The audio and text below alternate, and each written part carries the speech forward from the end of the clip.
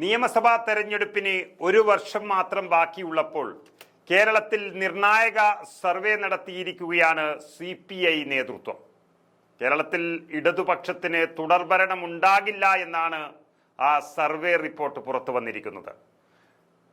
LDFിലെ പ്രധാന കക്ഷിയായ CPI നടത്തിയ ഒരു സർവേയിൽ തന്നെ ഇടതുപക്ഷം അധികാരത്തിൽ ഇനി വരില്ല എന്ന് പറയുന്നത് വലിയ ചർച്ചയായി കഴിഞ്ഞു. അധികാരം ലഭിക്കാൻ 50% സാധ്യതയില്ലെന്നും മുഖ്യമന്ത്രിയും കുടുംബവും ഉണ്ടാക്കി വെച്ച കളങ്കമാണ് അധികാരം നഷ്ടപ്പെടാൻ കാരണമാകുന്നത് എന്നുമാണ് CPIയുടെ സർവേ വിലയിരുത്തപ്പെട്ടത്. പിണറായിയുമായി ബന്ധപ്പെട്ട വിവാദങ്ങൾ തിരിച്ചടിയാകുമെന്നും തുടർഭരണം ഉറപ്പില്ല എന്നുമാണ് CPI നിയോഗിച്ച സർവേ സംഘത്തിന്റെ റിപ്പോർട്ടിൽ പറയുന്നത്.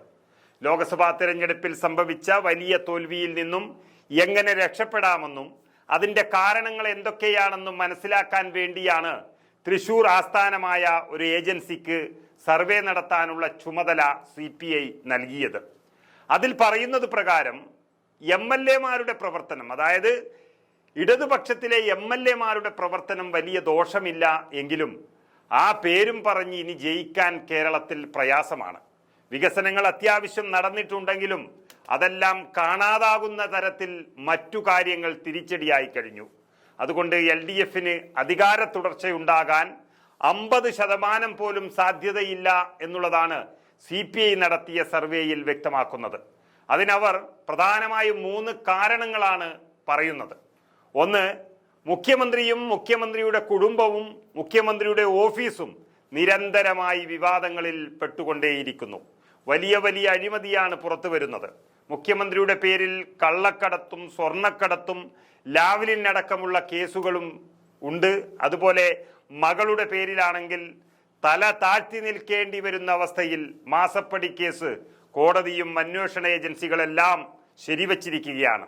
അതുപോലെ അദ്ദേഹത്തിന്റെ ഓഫീസാണെങ്കിൽ ഇതിനെല്ലാം കൂട്ടുനിൽക്കുകയും സംസ്ഥാനത്തെ സകലമാന തട്ടിപ്പുകാരെ സംരക്ഷിക്കുകയും ആ തട്ടിപ്പിനെയെല്ലാം വെള്ളപൂശുകയും ചെയ്യുന്നു എന്നുള്ളതാണ്. അത് രാജ്യത്തിന്റെ പ്രധാനമന്ത്രി തന്നെ ഇവിടെ വന്ന് പറഞ്ഞിരുന്നു.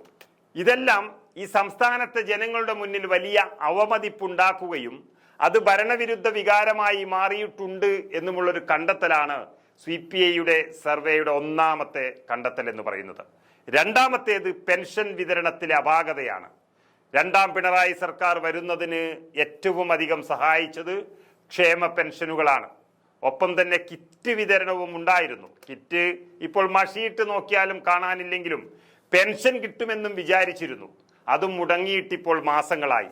അത്യാവശ്യ കാര്യങ്ങൾക്ക് ഉപയോഗിച്ചിരുന്ന പെൻഷൻ കിട്ടാതായതോടെ ലക്ഷക്കണക്കിന് ആളുകളുടെ ജീവിതം തന്നെ ഒരു അവതാളത്തിലായ അവസ്ഥയാണ്.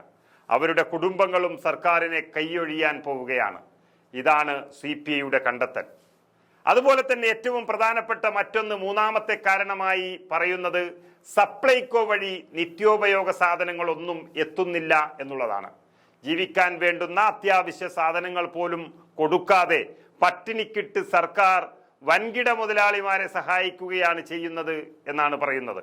സപ്ലൈകോ വഴി കിട്ടേണ്ടുന്ന സബ്സിഡി ഇല്ലാതാക്കി എന്ന് മാത്രമല്ല, ഒരു സാധനവും അവിടെ കിട്ടാത്തൊരവസ്ഥയായി മാറി. ഇത് സാധാരണക്കാരുടെയും തൊഴിലാളികളുടെയും ഒക്കെ ജീവിതം തന്നെ താറുമാറാക്കി കളഞ്ഞിരിക്കുന്നു എന്നാണ് CPI സർവേയുടെ കണ്ടെത്തൽ.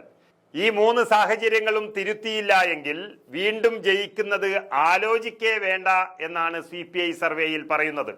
ഇതെല്ലാം പരിഹരിച്ചാൽ ഒരു പക്ഷേ 80 സീറ്റുകൾ നേടി LDF അധികാരത്തിൽ വരുമെന്നും സർവേ പറയുന്നു. ഇനി ഒരു കൊല്ലം കൊണ്ട് ഇത് പരിഹരിക്കാൻ കഴിയില്ല എന്ന് മാത്രമല്ല, കൂടുതൽ സങ്കീർണമായി കൊണ്ട് പോകും ഇപ്പോഴത്തെ അവസ്ഥ എന്നുള്ള യാഥാർത്ഥ്യവും നമുക്കറിയാം.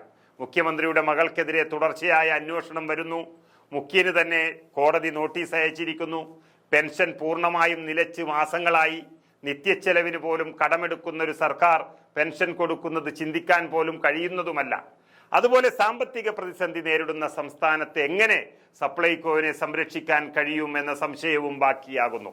അങ്ങനെ കേരളത്തിലെ യാഥാർത്ഥ്യങ്ങൾ അറിയാനും അത് പരിഹരിക്കാൻ കഴിയുമോ എന്ന് നോക്കാനും വേണ്ടിയാണ് CPI സർവേ നടത്തിയതെങ്കിലും പരിഹരിക്കാൻ പ്രയാസമാണ് എന്നിരിക്കെ നടത്തിയ സർവേ വലിയ ചർച്ചയാവുകയാണ് ഇടതുമുന്നണിക്കുള്ളിൽ.